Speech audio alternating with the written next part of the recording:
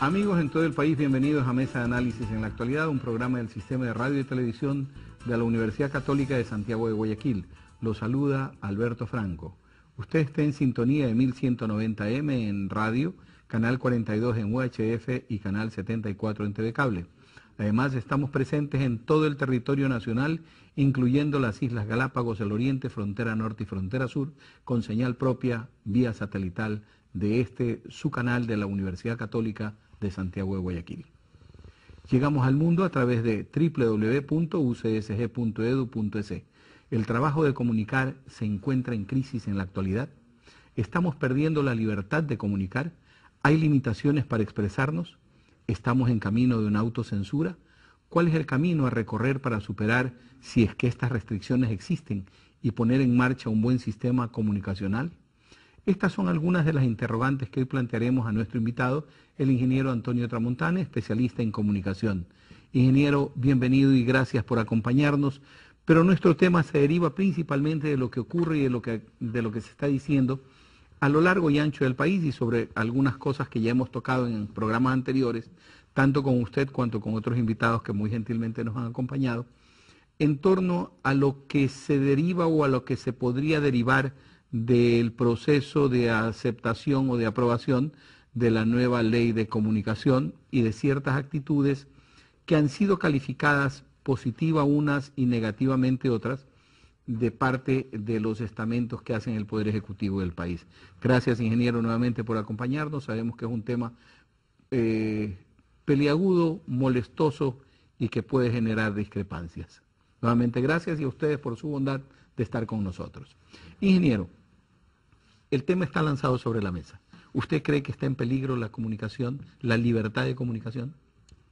Bueno, buenos días y siempre un placer estar en esta, como sería mi casa, en lo académico y en lo personal.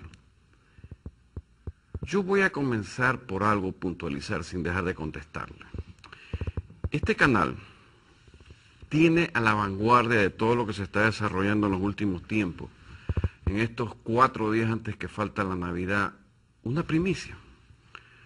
Fuimos los primeros que dijimos que iba a haber una gran explosión, lo que llamamos una tormenta perfecta, y sucedió lo que hoy podemos llamarlo, ocurrió por la fuerza pública dentro de una fecha que fue el 30, en algún momento de un mes X, que es septiembre. Muy bien. Primera puntualización, hoy en el IEPE. Segunda puntualización muy interesante, abogado Franco, y que yo quisiera que usted sea mi abogado en este caso. ¿Se acuerda del programa Derecho de Opinión versus el Estado de Derecho versus el Estado de Opinión? ¿Quién la patentó? Digamos que MOA, o digamos que aquí con usted, si que desde ahora lo nombro mi abogado, para que ese tema lo podamos, porque ahora lo utiliza la Secretaría de Comunicación en sus enlaces y lo utiliza el propio presidente, pero de aquí salió mera y profundamente por el análisis circunstancial. El análisis académico efectivamente que hacemos normalmente sobre los temas. Exactamente, entonces eso sería lo primero que debemos situar ahora que dentro de la comunicación está inscrito esto del IEP y sobre todo marcas y registros, pero entrando en materia que se vuelve interesante, yo diría que el gobierno y tiene una ventaja sobre los medios de comunicación, y es la capacidad metodológica y simbólica con que el presidente hace un ejercicio todos los sábados dentro de sus enlaces, a los cuales los medios no han podido responderle. Yo creo que nadie le puede responder al presidente en muchos ámbitos, incluso la oposición política está paralizada con el presidente. Es que la oposición debe llamarse resistencia para ser tomada en cuenta, que también lo dijimos aquí como También lo dijimos así. Pero hay algo que yo quiero que usted lo sepa, que tiene 2 vertientes muy interesantes y me río porque, nuevamente, o a los medios de comunicación le falta lo que siempre hemos dicho aquí, y ahora le vamos a poner un ingrediente, o tomar caldo de bagre o caldo de avispa para entender qué es lo que está pasando. O sea, en el Mundial de Fútbol que se jugó en Sudáfrica, los medios de comunicación fueron pulverizados. ¿Por qué? Por la propaganda que se vio en ese momento. Eso es lo que tiene el colectivo de los medios. Y yo diría que eso abona a favor del presidente, para las circunstancias que se han venido, yo diría que precipitando en este orden de cosas. Y llegar a la instancia del gran debate dentro de la libertad de prensa, la libertad de expresión y la crisis de comunicar, parece que los que primero han tenido la crisis son los medios. Parece que ha habido además una confusión entre lo que es libertad de prensa, libertad de pensamiento y libertad noticiosa. Normalmente los medios en el Ecuador se planteaban siempre la posibilidad de entregar la noticia, de entregar el hecho ocurrido, pero el tema comentario editorial lo manejaban personas que no estaban realmente, siempre, muchos sí, pero otros no, conectados con esa realidad noticiosa. Entonces parece que eso creó algún divorcio dentro del interior de los medios, aprovechado fuertemente por la comunicación, también armada en la presidencia, ¿no? Usted lo ha dicho todo, no sé si deba responderle con un ejemplo pragmático. Son medios de comunicación, caso específico, y vamos a hablar académicamente de Diario El Universo. ¿Cuántos voceros? El director, el subdirector y el director comercial. Los hermanos Pérez, que tienen todo derecho, pero en estos temas tiene que haber un vocero. ¿Cuántos abogados? 3. La abogada Vargas, el doctor Zavala, y si no me equivoco, el doctor Parducci, Emilio Romero Parducci. La pregunta es, si todo eso, dentro del arte de comunicar, porque estoy hablando del arte y la ciencia de comunicar, la pudiéramos poner como un ejemplo, tal vez malo, está lo que está. Ahora, evidentemente que la defensa a lo largo del proceso, luego de la instancia que se precipitó en la Corte Superior, en el tribunal, está dando mucho ruido fuera del país. Eso es otra cosa, pero es fuera del país. ¿Por qué? Porque solamente comunican de a uno, y son claros, son definiciones que entran en el marco jurídico, académico y legal de la connotación del juicio, pero a mi modo de entender, yo no sé qué le pasa a los medios, no viven la realidad. Podríamos dividir por un lado el derecho general, el derecho ciudadano a comunicarse y a estar informado, y por otro lado el derecho de los medios a proporcionar la información, a comunicar, y hasta qué punto el derecho de esos medios queda delimitado o queda obligado a que se proporcione información en toda orientación. La prensa nuestra en el Ecuador ha proporcionado siempre la información en toda orientación, o se ha quedado retenida en un punto o en un ala. Yo creo que se queda en un punto y un ala, y ahorita tiene que acomodarse a la realidad. Esa es la consecuencia de lo que estamos viviendo ahorita. Eso es la consecuencia, es decir, nada de lo que está pasando no es que no iba a suceder. Sucede porque tenía que pasar, estaba preparado el camino, estaba allanado el camino. No es nada ajeno. ¿Qué tenemos que hacer entonces, usted como comunicador, usted como... Y sobre todo, discúlpeme que no se le vaya la idea, en el medio, si aquí está la sal y la pimienta que usted ha dicho, informar por un lado, ¿verdad? Y la otra comunicar. Hay una pues que es el ají, que es la de opinar, como lo estamos haciendo nosotros. Pero la opinión debe tener una connotación o de orden prácticamente legal, de orden, por supuesto, de respeto, de orden dentro de la libertad de pensamiento muy claro, o de orden académico. Pero ahí también usted se habrá dado cuenta que por ahí surge una normativa de la Fiscalía que los abogados no puedan opinar. No me parece. No puedan opinar en torno a procesos. A procesos dentro de los juicios, pero ¿cuál es la razón? O sea, los jueces no pueden opinar cuando están sustentando o levantando la sustanciación de un juicio porque hay un prevaricato. Me parece que es lo correcto. Es lo lógico, claro. Pero el abogado que se está defendiendo, el abogado que defiende a una de las partes, ¿cuál es la razón de no O que exponer? acusa. O que acusa, pues, por eso defiende a una de las partes.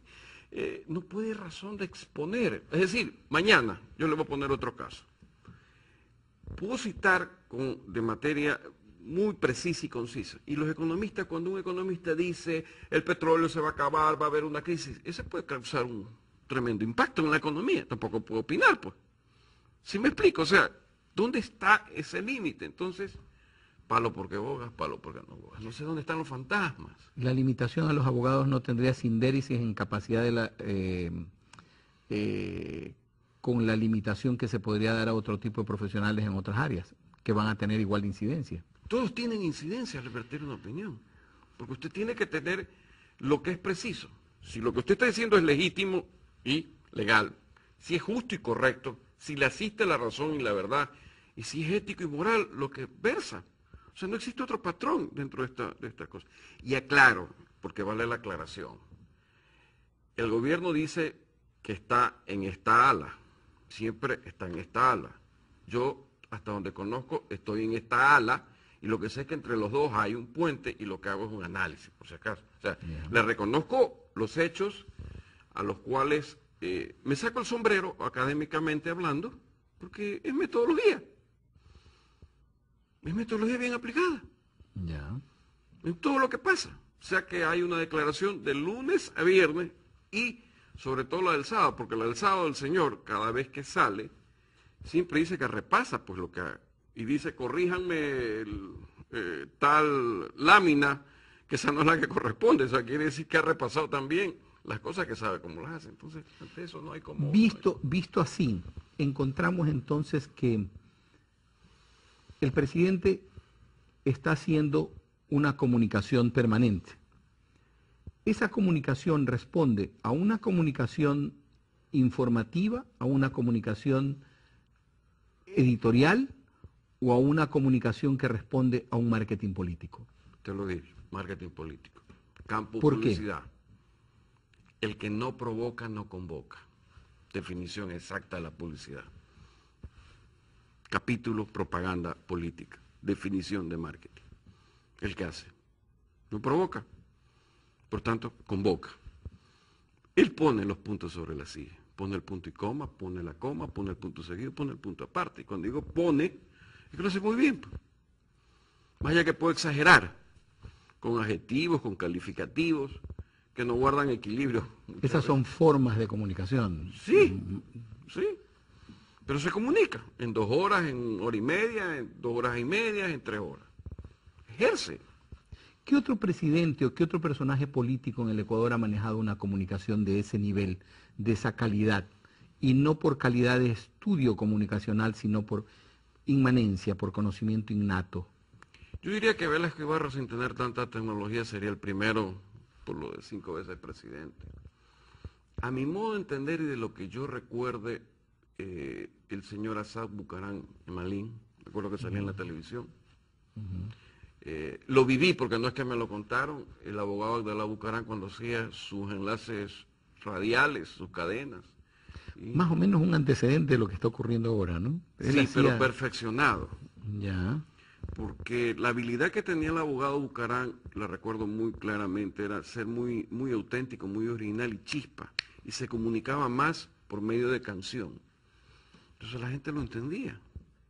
La gente decía, ese es el que me representa. O sea, acuérdense de la fuerza de los pobres. Yo sé que es una pregunta un poquito Cuando con piola. pego. Una pregunta un poquito con piola, porque usted fue alto funcionario de Abdalá Bucarán. No, funcionario no. De él no fui funcionario. De él pude haber sido general de batallas en el arte de la comunicación. Sí, hasta ahí llego, pero no fui funcionario. Ya, perdón. Usted estuvo dirigiendo la campaña política de Abdalá Bucarán. Sí. Manejó el marketing político. Sí, lo manejé, no lo puedo negar. Tan solo que lo niegue sería ya, pues, circunstancia, porque a veces los actores políticos no quieren negar quiénes son sus asesores. Niegan sus asesores, evidentemente. Dentro de ese contexto, yo le hago una pregunta muy directa.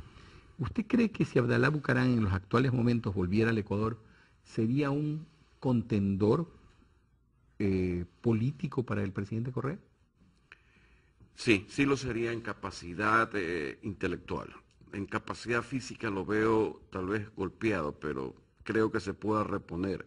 Ahora, las limitantes para él yo creo que van a ser las propias que hoy por hoy da el Consejo Nacional Electoral en cuanto al número de cuñas. Porque el abogado Bucarán en particular, cuando arrancaba su campaña, comenzaban con canciones e iban desdoblándose a capítulos de cuñas de reforzamiento. Y en esa época no había límite, pues, ni control electoral. Ese sería el tema interesante. Ahora bien, a eso yo también añadiría algo que tal vez, ojalá pueda ver el programa, pero creo que más allá de que pueda venir o no pueda venir por parte de la justicia, yo sí quisiera que venga y se defienda, particularmente. Solo me queda una duda, y le voy a decir dónde está la duda. Se dice que cuando usted prueba algo, ya sabe cómo sabe, lo reconoce. Ya. El abogado Bucaram tiene el estigma de la sierra, entonces eso sería difícil de vencer.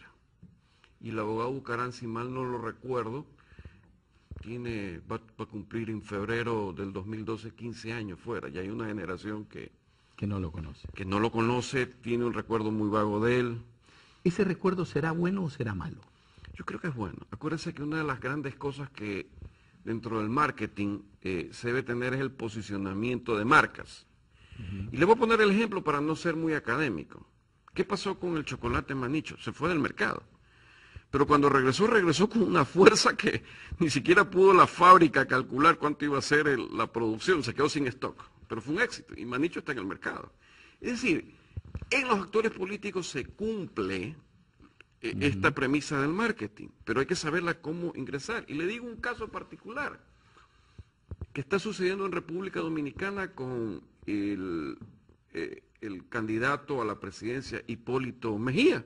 Ya. Su gobierno no fue un buen gobierno y tiene un mal recuerdo, pero lo han vuelto a reposicionar con una frase que lo reconocían él: llegó papá. Y de lo que estaba bajísimo en 4% está arriba del 35%. Fenómeno que ocurrió también con Alan García en el Perú.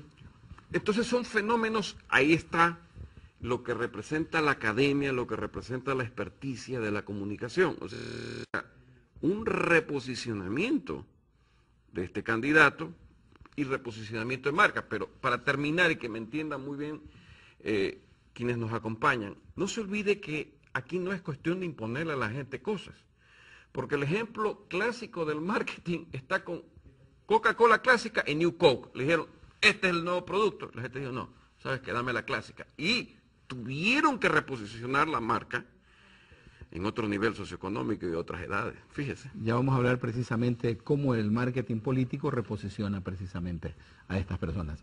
Vamos a realizar la primera pausa en Mesa de Análisis, regresamos inmediatamente para seguir dialogando sobre la comunicación, el marketing comunicacional, quizás una pequeña crisis no negativa que hay en el campo comunicacional. Lo estamos haciendo con el ingeniero Antonio Tramontana, experto en marketing político y en gobernabilidad. Recuerden que pueden escucharnos también a través de 1190 AM en radio y a través de nuestra página web www.ucsg.edu.es. Volvemos inmediatamente desde el canal de la Universidad Católica de Santiago de Guayaquil.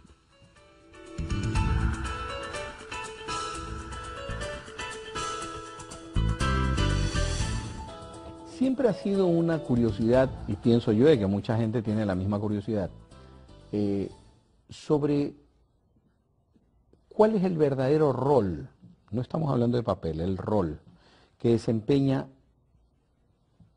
el comunicador político en la creación, 1, de la imagen, 2, del personaje y 3, del gobernante. ¿Hasta qué punto ese manejo del comunicador político, del marquetero político, crea una imagen que luego le es difícil de disolver al que gobierna? Muy buena pregunta, interesantísima.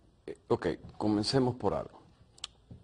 En el rol, para tener el rol, tenemos que interpretar y conocer cuánto de autenticidad y originalidad tiene el candidato y qué es parte de su carácter. Conociendo esa limitante, uno puede crear una plataforma para llegar a crear esta imagen y posicionarla y darle siempre lo que yo digo, como la escultura, como el barro, forma. Porque no es cuadrada, no es de aristas cuadradas, no es circular. Se va acomodando a una velocidad y a una dinámica de la comunicación y a los hechos. Y a los hechos del pleno ejercicio de gobernar. Y en esto, fíjese usted, vamos a poner los ejemplos. Estados Unidos, 11S, ¿verdad? Ajá. Por si acaso, déjenme recordar porque me pueden demandar, sí, 11S. Ya. No, no hay ningún motivo Pero para que usted lo me demanden. patrocinaría, creo yo. A ver. Definitivamente. El alcalde Giuliani, que estuvo cuando se derrumbaron justamente las torres, siempre fue un perfeccionista, pero tuvo un problema de salud, de un cáncer, se separó la mujer y, ¿sabe que las encuestas no le daban para la reelección? Pero sucedió que ese día él estaba preparado para responder antes que el gobierno.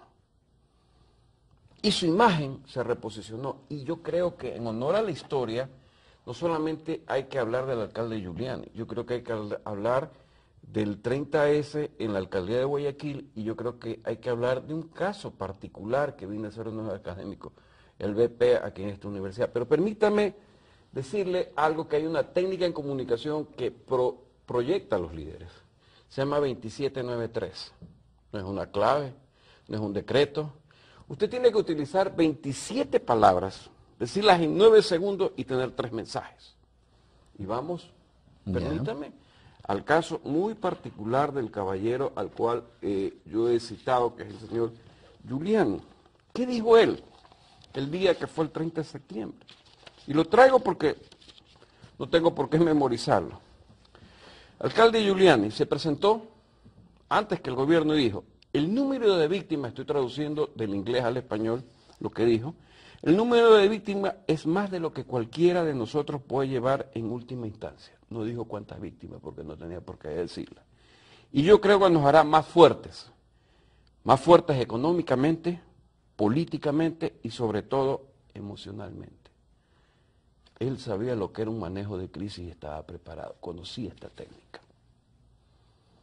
Es una parte de las técnicas, es decir, usted dice 27 palabras en 9 segundos y 3 mensajes. Vamos a la alcaldía de esta Guayaquil. Combinación un poco cabalística, 2793, porque todos son números cabalísticos? No son números cabalísticos, suena que el cerebro humano tiene que retener 3 mensajes claros. Y vamos a otro ejemplo, H1N1.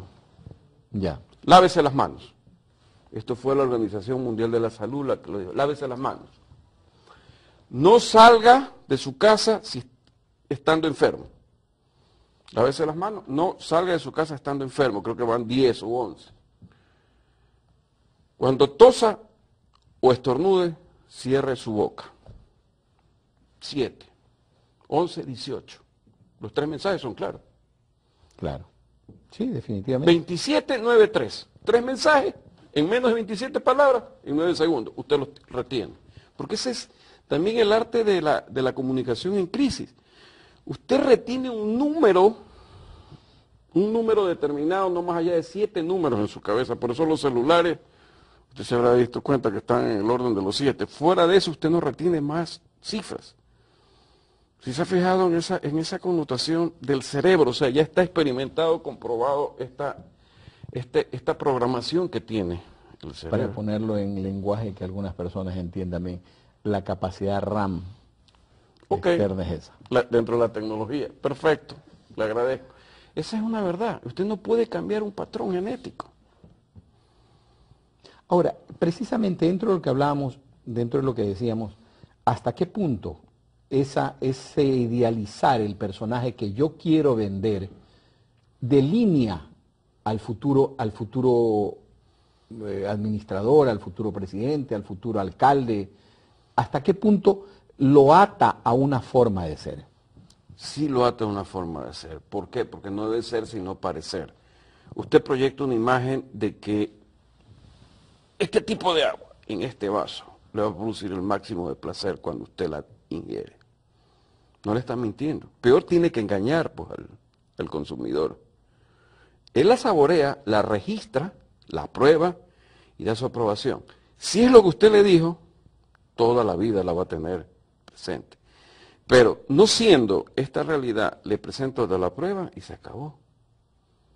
O sea, es un patrón en el cual usted me dirá, una cosa es ganar una campaña política dentro del marketing, sí, otra es gobernar.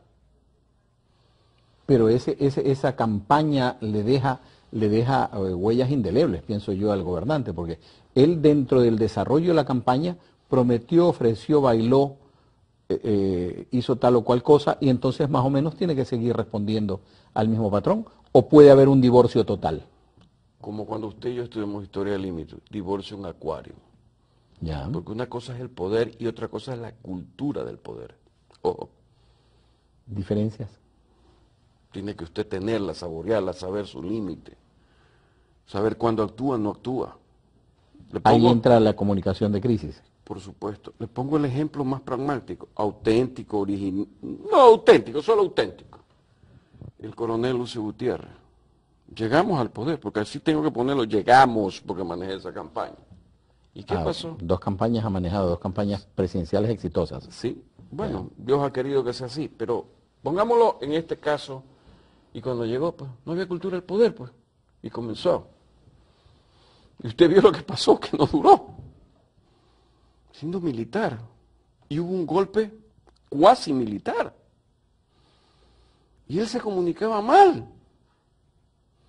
Que era mi problema cuando yo estaba en la Secretaría General de Comunicación.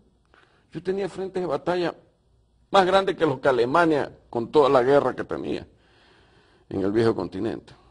¿A qué atribuye que la imagen del presidente Correa no se haya deteriorado ni dañado a lo largo de todos los enfrentamientos que ha mantenido durante todos estos años? Porque es indiscutible que los ha manejado y los ha tenido. Se ha enfrentado a todos los poderes fácticos y poderes reales. Por algo que es una técnica, dilo primero y dilo mejor. Cuando algo le pasa a la administración gubernamental, lo primero que ellos lo hacen es denunciarlo ellos a su manera, en cadena. Ahora, que se ha deteriorado, sí, y lo he sostenido con usted, y me anticipé también a los hechos con usted en este canal. ¿Yo qué dije? Después, mal no recuerdo, el 27 de mayo, después que fracasó el señor Santiago Pérez, que todo el mundo conoce por qué fracasó y no vamos a darle el tiempo a eso. Uno debe manejar la credibilidad siempre y no perderla. El gobierno perdió esa credibilidad con Santiago Pérez. Y aquí, en este programa, tal vez sentado en esta misma posición, dije yo, el nuevo encuestador va a hacer perfiles de opinión, lo es. Creo que el presidente sí tiene una afectación, creo que le dieron en el talón de Aquiles. Y si bien él repone, porque mide todo, no es menos cierto que en un determinado momento aquella fuerza con que tenía, la sigue manteniendo. Sí. O sea, y no estoy exagerando más allá de que ellos estén aquí y yo esté acá. O sea, que quede claro, y preciso sobre todo, no es que estamos con eso favoreciendo a la oposición, no. Ya registra la primera caída o resbalón. Una caída que podrían calificársela como el lógico roce, la lógica consecuencia del ejercicio del poder ya 5 años, 6 años. Por supuesto. ¿Y dónde tiene su clímax máximo? Si hacemos ya análisis político de lo que a esto nos conlleva, le voy a decir, si yo estoy seguro que la elección mía para el 2013, si es que voy o no voy, la pregunta es ¿por qué quiero cambiar que en segunda vuelta los legisladores no sean elegidos, sino que sean en primera? Quiere decir que ya no es la misma fuerza, es evidente. ¿Usted cree que no le favorecería a Alianza País, dentro de un análisis político frío, no le favorecería que los legisladores sean electos más bien en segunda vuelta? Porque igual el presidente va a ganar. Pienso yo, no sé, quizás estoy equivocado. Es que la primera vuelta, si usted en primera vuelta no gana, o gana, vamos a ponerlo. Apretado. O gana apretado, la pregunta es contra quién, pues ganó apretado. Y en segunda vuelta, la cosa es todas las fuerzas contra uno, o tal vez lo que yo pueda sumar, favorable, pues, ¿verdad? Y debemos recordar que el 7 de mayo del 2011, si la memoria no me falla, hubieron 10 provincias que dijeron no, pues a la consulta. Íntegramente la sumatoria de las provincias. ¿Usted cree que eso no se ha revertido? Yo creo que no, eso se mantiene. Yo creo que eso se mantiene. ¿Qué pasa con la comunicación de crisis ahí? Porque eso es una crisis. Ahí está, pues lo que él hace del buen uso del 2793 es lo que hace en un momento determinado, cuando le sucede lo que le sucede con la salud, que lo primero que hace es solidarizarse a las víctimas. Es decir, entra al plano compasivo. Luego entra al plano de convicción, es decir, reponer aquello que está mal, que es otra, y hace lo que se llama la práctica del optimismo. Vamos a mejorar. Y eso es una técnica que se llama en inglés CCO, traducida al español, CCO. ¿Ya?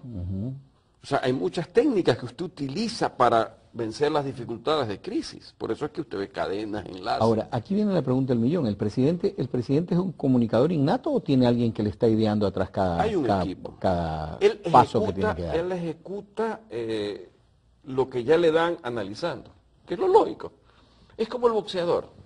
El boxeador entra a pelear, pero si no tiene esquina que le dicen, oye, el golpe es por este lado, mire lo que está el hombre ya sintiendo, mira que está rajado, porque usted en 3 minutos está matándose, si cabe la expresión.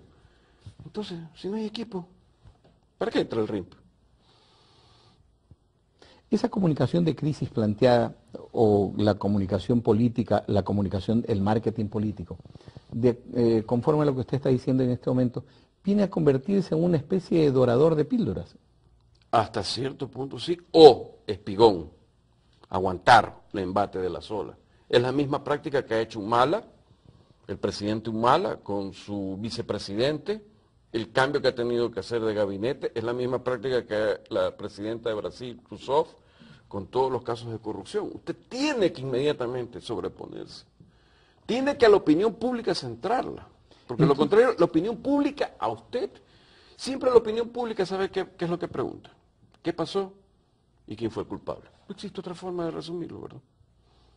No existe otra forma de resumirlo. Claro, así es. Si ¿Qué yo pasó y quién fue el culpable? ¿Quién fue el responsable? O sea, si yo puedo resumirlo perfectamente, entonces, a ver, ¿qué pasó? Un momentito. Esto pasó, aquí no hay culpable. Estamos remediando esto.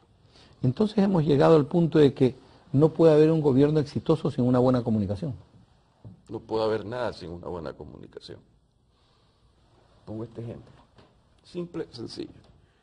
Si este vaso que está presentado de la manera donde está el agua, no es de la forma que es, ¿qué me va a comunicar? O si usted va a un supermercado, coge un producto de leche sucio, ¿qué le va a comunicar? O si yo hubiera venido, no sé, hay un estilo ahora muy simpático que usan los jugadores de fútbol, el estilo Neymar, medio moicano, medio apache, no sé cuál es. Viniera aquí al programa así, vestido con chancletas y camisetas, ¿qué le voy a comunicar, pues?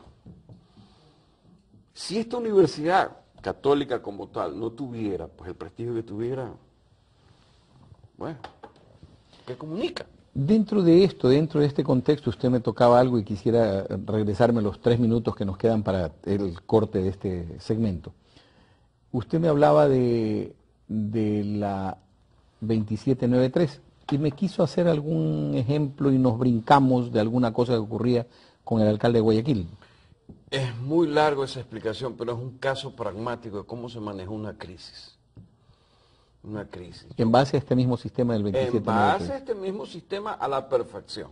Lo tocaremos en el siguiente bloque entonces para poderlo más o menos analizar. Creo que ese capítulo no lo dan aquí en la Universidad Católica, tal vez probablemente el economista Toscanini no lo cogió, pero ahorita se lo vamos a refrescar. Eso lo dejamos a un lado. Usted está en sintonía del sistema de radio y televisión de la Universidad Católica de Santiago de Guayaquil, canal 42 UHF o 1190 en radio, y en el mundo nos escucha a través de www.ucsg.edu.es. Puede seguirnos además en nuestras páginas sociales de Twitter y de Facebook. Hacemos una nueva pausa. Regresamos inmediatamente. Luego de la siguiente pausa, no se vayan porque tenemos más con el ingeniero Antonio Tramontana sobre lo que es la comunicación, hacia dónde va, el marketing político, de qué manera ayuda a gobernar o de qué manera ayuda a desgobernar. Volvemos. Nos vemos dentro de un momento.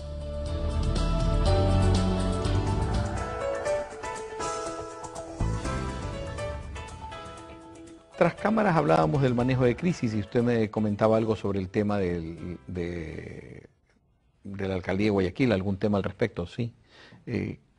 Quisiera más o menos una exposición sobre el manejo de crisis, porque es algo que apasiona, porque siempre en toda institución, en toda empresa, incluso en un momento dado conocí algo sobre una gran empresa noruega que tuvo una gran presentación de una posibilidad de explotación de grandes pozos petroleros en algún sector de África, y el rato se encontró con que eran pozos secos.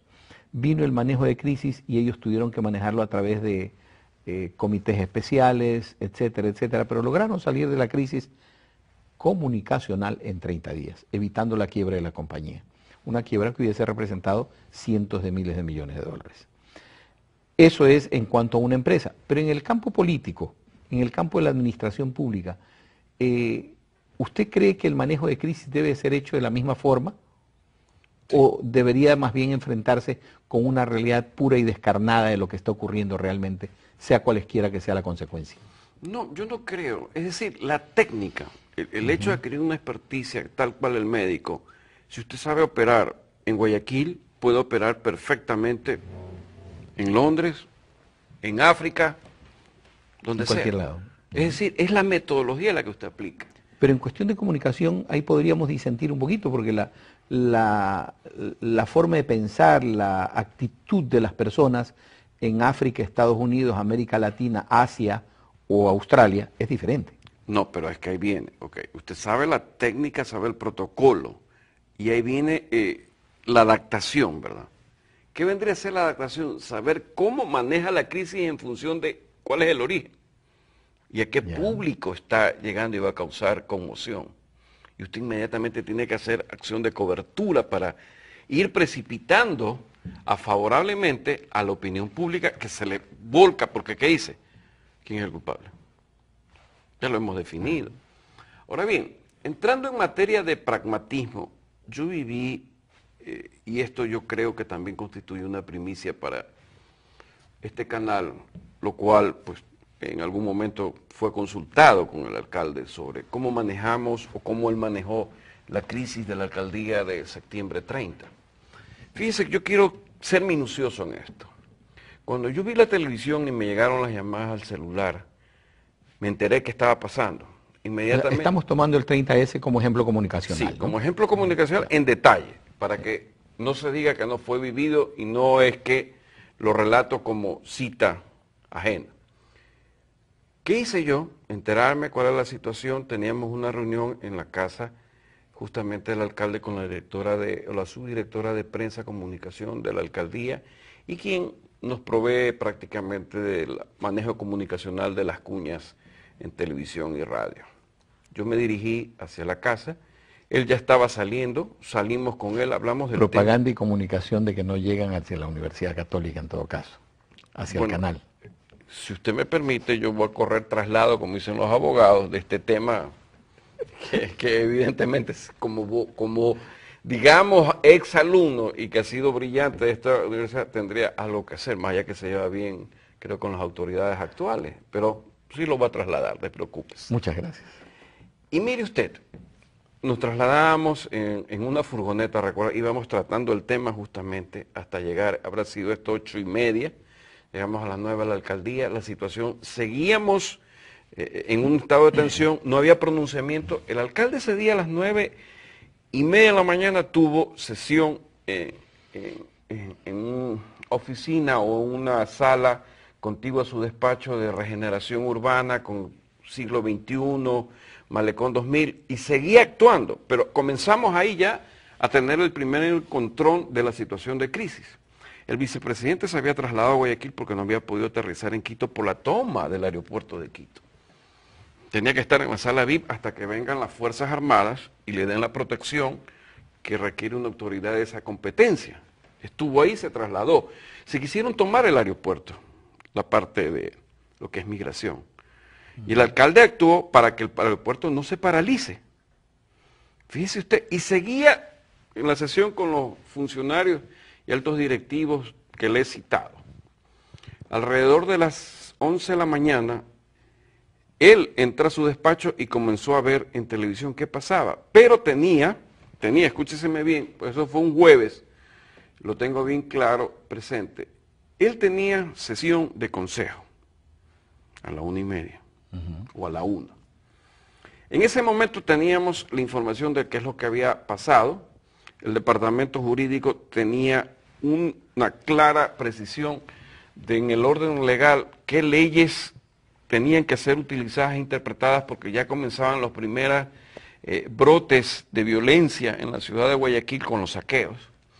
Entonces, todo el elemento jurídico, todo el elemento político, todo el elemento de prensa estaba con el alcalde dando la información, y él estaba en ese momento tomando cuerpo porque había estado sesionando, pese a que era interrumpido por llamadas de distinto índole, sea político, sea de Fuerzas Armadas, que requerían de él. En ese momento, la ciudad de Guayaquil tuvo algo que funcionó a las mismas maravillas, creado por él. La Corporación de Seguridad estaba con bomberos, estaba controlado el agua, la metrovía se logró que no se la paralice, o sea, había agua, había circulación, había bomberos en casos de emergencia, había el control de mercados, que era otra de los puntos críticos, básico. Y si mal no lo recuerdo, algo más estaba dentro de ese orden, el aeropuerto. Entonces, no, estaban perfectamente funcionando. No teníamos enlace con la unidad eléctrica, no teníamos enlace con telecomunicaciones, que son también elementos vitales hasta que se lograron incorporar. Y por supuesto había la comunicación en el sentido abierto con la institución militar, que era su fuerza de tarea conjunta en lo que era suministro de la situación como tal. Entonces ahí nos dimos cuenta de qué es lo que estaba pasando, porque ya comenzaron a verse en imágenes los saqueos. Y hasta las 12 del día ya teníamos prácticamente elaborado un mapeo de lo que sucedía, pero él no hablaba. Él no vertía una sola comunicación a los medios, porque sabía que su rol era importantísimo. Uno, por ser el alcalde de la ciudad con mayor cantidad de pobladores.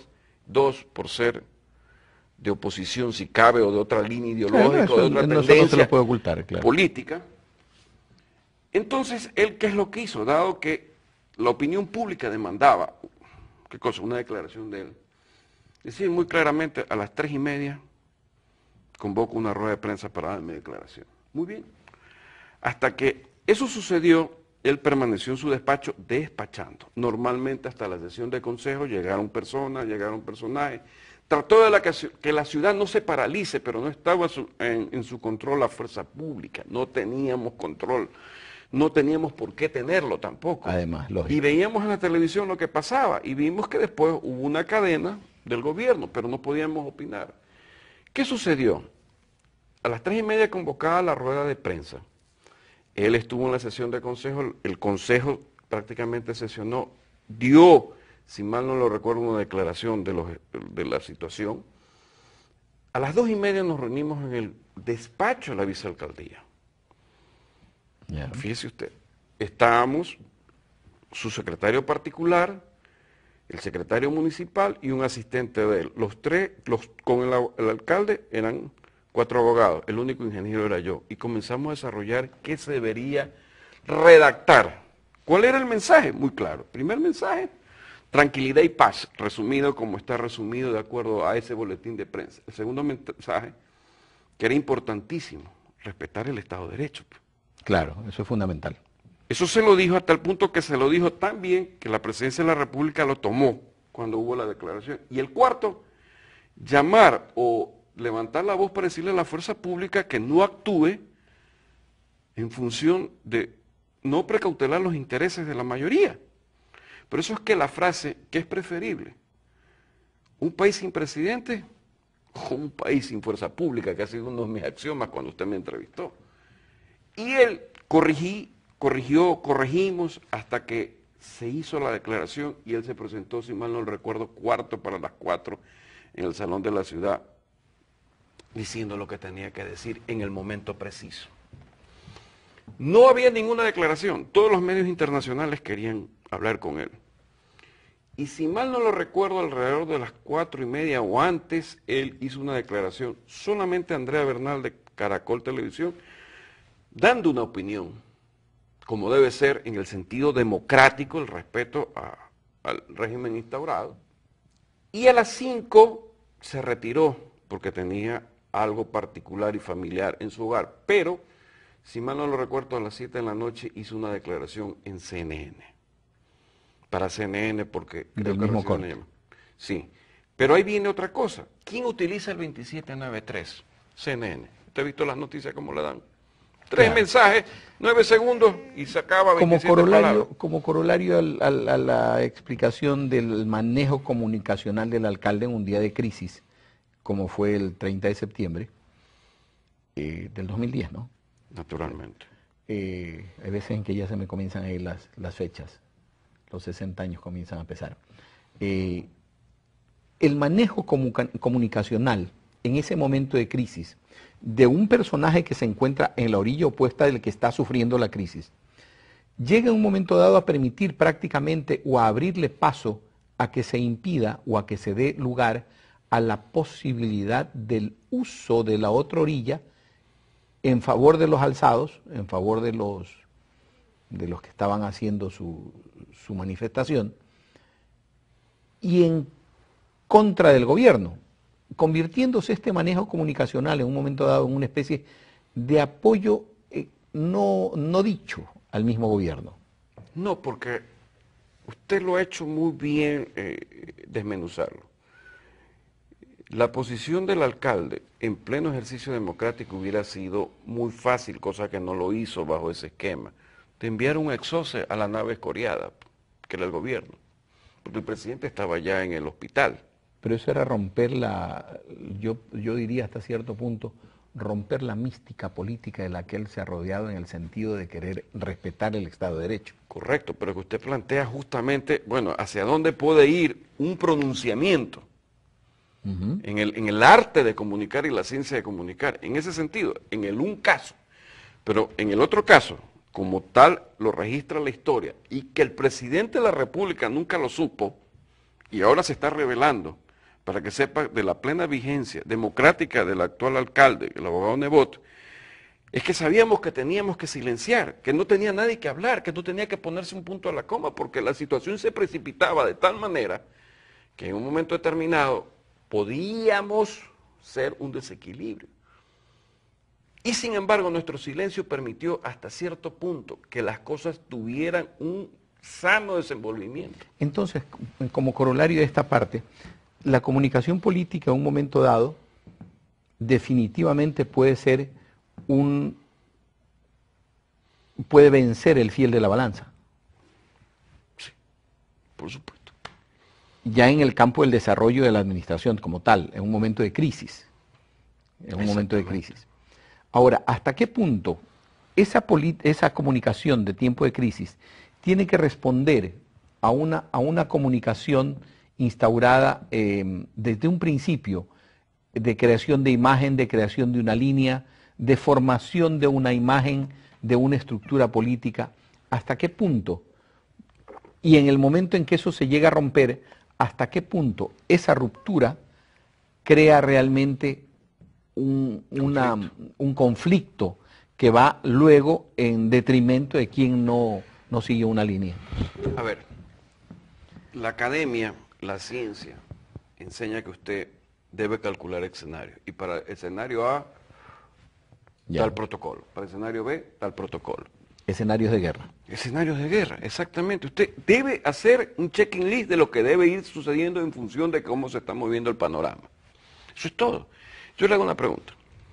¿Usted cree que ciertas instituciones gubernamentales, que ciertos países, sin lugar a dudas Estados Unidos lo tiene, maneja esto como una carpeta que usted coge? A ver, caso tal, variables 1, 2, 3, 4, ¿qué hacer? Tac, tac, tac. No. ¿O me equivoco? ¿O estoy faltando la verdad? No. Así, no hay. Los especialistas son los que se encargan de hacer ese manejo para que usted tenga. El presidente de los Estados Unidos lo tiene. Tiene ese manejo de crisis y lo tiene protocolizado. Él no puede hacer algo que no esté debidamente estudiado por sus analistas. Y para terminar brevemente, porque se nos viene el tiempo encima, ¿cuál es el rol que cumple dentro de esto la publicidad, la creación del ambiente publicitario en posibilidad o en miras no a la existencia ya de una campaña electoral, sino de una que se venga? Saber qué corriente debe manejar, o sea, o qué versión, o qué vertiente, o qué aristas debe manejar, porque hay dos herramientas básicas. El lado racional y el lado emocional. O sea, cómo los ciudadanos, las personas, nos van a entender mejor. ¿Por el lado de las emociones o por el lado racional? Recordemos algo. Somos más emocionales que racionales en nuestro comportamiento a veces. Y como latinos peor. Bueno, usted acaba de poner, yo creo, la pimienta, puse la sal, creo que el ají alguien lo tendrá que hacer. Pero es la pura y neta verdad de todo esto. Y yo aquí quiero decir algo en que, no por esta universidad, sino que en el orden de las maestrías yo siempre les digo a mis alumnos, señores, la universidad falla en una cosa que no enseña. Y les digo, los educamos racionalmente ustedes, pero nunca tratamos su tema emocional. Busquen, compren el libro La inteligencia emocional de Goleman, de Daniel Goleman, y entiendan eso, porque yo soy producto de errores de mi parte emocional. Y si quieren seguir más adelante, compren un libro hermoso que les va a costar las primeras 100 páginas un duro hueso de roer para entender lo que se llama emociones destructivas. Investigación científica hecha por Goleman con el Dalai Lama, donde usted comienza a darse cuenta que si no controla ese ser emocional, pues, es como el terremoto con el maremoto y con la erupción volcánica a la vez mezcladas. Le hace tsunami. Más que tsunami, porque ya viene con tsunami, viene con terremoto, viene con erupción, y bueno, y póngase usted con lluvias adicionales. Entonces, ¿sabe qué? No llega a nada. ¿Hasta qué punto la publicidad... Llega a la catástrofe, como usted bien lo citó. ¿Hasta qué punto la publicidad puede crear un personaje político? Yo diría, no tiene frontera. O sea, que un personaje político puede ser producto netamente de la publicidad. Ojo, ¿Sí? No estoy hablando del marketing político. O sea, no estamos hablando de vender un político creándole una imagen, de un vestido, una toga diferente. Es que no es la publicidad, es la comunicación que utiliza la herramienta publicitaria. La publicidad por sí sola no. No, por sí sola no, es el efecto del engranaje comunicacional. Yo le pregunto a usted, el mandatario actual, ¿quién era en el 2006? Un economista con cierta connotación. ¿Qué hizo bien? Comunicar. Comunicar. Vía publicidad. ¿Qué cosa? Que salía un antílope y venía un tigre o un león, lo cogía y se lo despachaba. ¿Qué más hizo? Ver que decía Congreso Nacional, un ascensor y salían unos payasos. Pero yo le hago en este momento un reconocimiento muy esencial a quien le armó la campaña. Pero evidentemente. Ese marquetero político que le armó la campaña, fuera de O serie. sea, evidentemente Y nadie... que no lo tomen como una simpatía a favor o en contra. Yo no estoy a favor ni en contra de nadie, pero me parece que el asunto fue magistral. Y yo les digo algo, el que está armando la campaña de Hipólito Mejía, llegó papá. Créame, he visto la campaña en su desarrollo. O sea que me saco el sombrero. Ingeniero Tramontana, pidiéndole 1000 disculpas, nuestra productora nos acaba de informar de que lamentablemente nos hemos comido el tiempo, así que nos dan brevísimo espacio para poder hacer una muy corta conclusión o un corto mensaje. Bueno, comencemos. Cuando hay asfalto y experticia, le diría que inclusive, primicia para este canal, yo predije que Humala ganaba en el Perú cuando estuve haciendo Así campaña. ¿Se acuerda? Sí, sí. Y lo otro que quiero decir, ya que usted tomó en cuenta, y esos son los desafíos del profesional. Me gustaría enfrentarme con el gobierno con un buen candidato para que usted vea cómo se destruye una campaña bien hecha. De eso sí, ojalá se dé en el 2013. Es más, voy a poner vela al santo. Y eso sería... Si le resulta, le pediremos su colaboración para este canal por haber utilizado para una propaganda personal. Sí, es decir, habría una deuda, no la niego, más allá que tengo que correr traslado de su inquietud hacia el alcalde. Muy gentil. Ingeniero, nuevamente le agradezco infinito por su presencia, por todos los conceptos vertidos que han sido siempre desde el punto de vista académico. No nos hemos volcado para ninguno de los dos lados y pues simple y llanamente hemos vertido opiniones extraídas del conocimiento, del análisis político, del marketing político de la gobernabilidad y todo lo que conlleva a ellos. Y guarde esto, que va a ser historia. Gracias, este ingeniero. programa. Muy gentil, ingeniero. Gracias a ustedes por habernos acompañado a lo largo de este programa, por su bondad, por su paciencia, por habernos recibido en sus hogares. Les invitamos al reprise de este programa a las 13 horas y a las 21:30 y les recordamos que pueden revisar este programa y todos los demás nuestros en YouTube, además de escribir sus comentarios y sugerencias en nuestra página en Facebook, en Twitter o más directamente mensaje a mesaanalysis@ucsg.tv. Volveremos con ustedes cuando la actualidad así lo amerite. Hasta otro día.